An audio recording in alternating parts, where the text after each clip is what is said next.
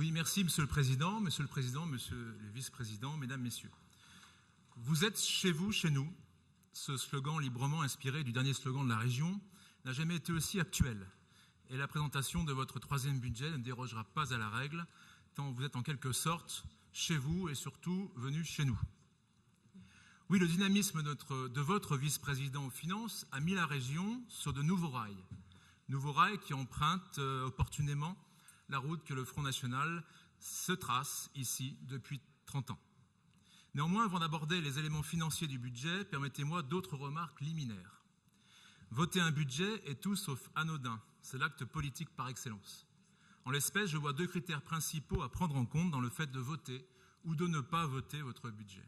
D'abord, l'efficacité des budgets antérieurs qui se mesure, il est vrai, avec la présentation du compte administratif. Ensuite, et surtout, la cohérence politique et idéologique de l'équipe qui le porte et celle surtout de son président. C'est vrai, vous avez tout à fait raison de le rappeler, l'État ne cesse de réduire son engagement.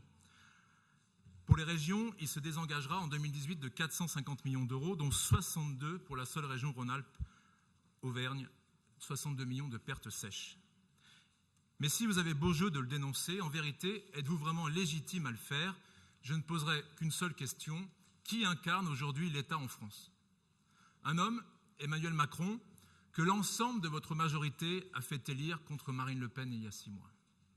Qui incarne également aujourd'hui l'État en France, si ce n'est un Premier ministre, Édouard Philippe, et un ministre de l'économie, Bruno Le Maire, personnalité qui, il y a encore quelques mois, soutenait, comme vous et avec vous, le candidat républicain dans sa course folle vers l'abîme.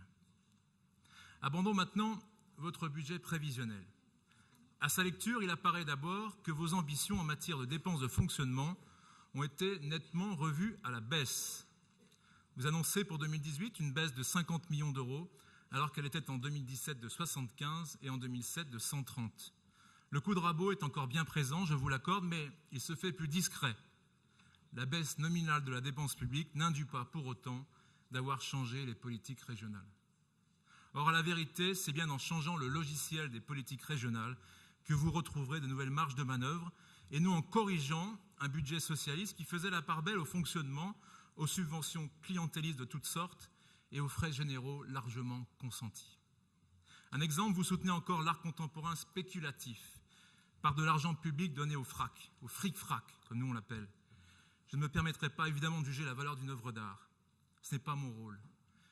Mais une véritable transformation de la politique culturelle régionale vous conduirait à faire des choix plus efficaces au profit du patrimoine enraciné. Ensuite, contrairement à ce que l'on entend ici ou là, vous n'avez pas baissé la fiscalité directe pour tous les habitants de notre région.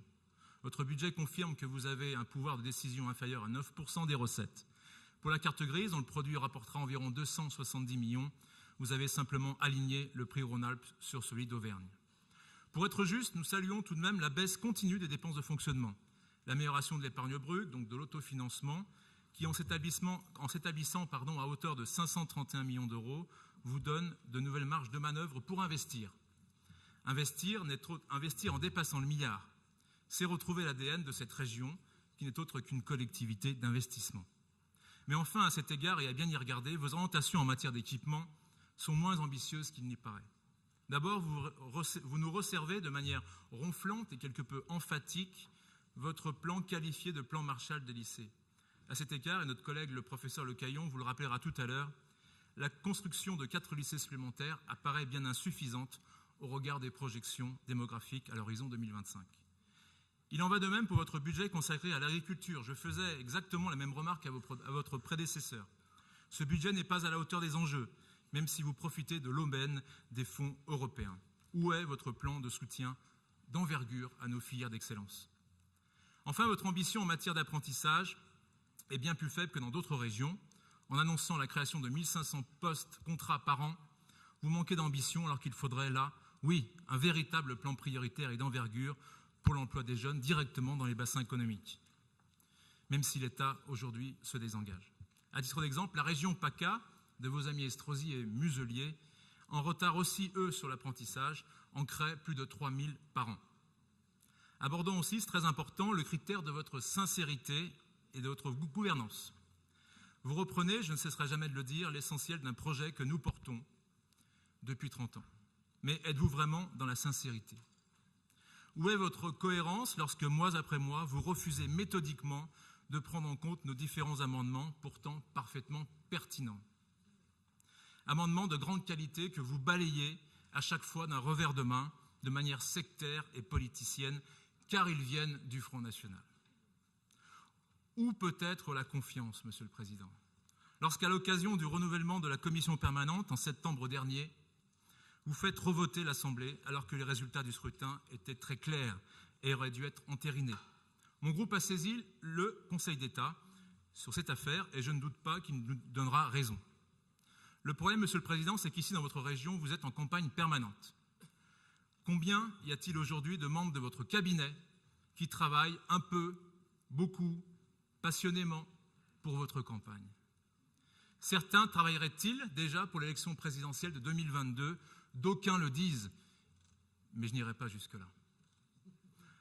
En conclusion, Monsieur le Président, ce budget, même s'il va incontestablement dans le bon sens, même si Étienne Blanc s'attaque à la dépense publique, redresse les investissements et commence à désendetter la région, il n'en demeure pas moins que votre attitude, Monsieur le Président, votre manque de sincérité idéologique et de cohérence politique entache directement votre action régionale.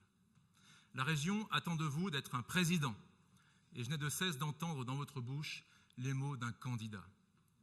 La région, c'est bon pour vous et bon pour vos ambitions. Mais votre action à la tête de la région est-elle finalement bonne pour tous les Rhône-Alpins? Voter un budget, Monsieur le Président, c'est aussi voter la confiance. La confiance, ça ne s'écrit pas, ça ne se décrit pas, ça se ressent. On a ou on n'a pas confiance. Monsieur le Président, nous n'avons pas confiance et mon groupe, devenu le premier groupe d'opposition de cette Assemblée, votera donc contre votre budget. Je vous remercie. Merci, Monsieur Baudot. C'est d'abord plusieurs éléments.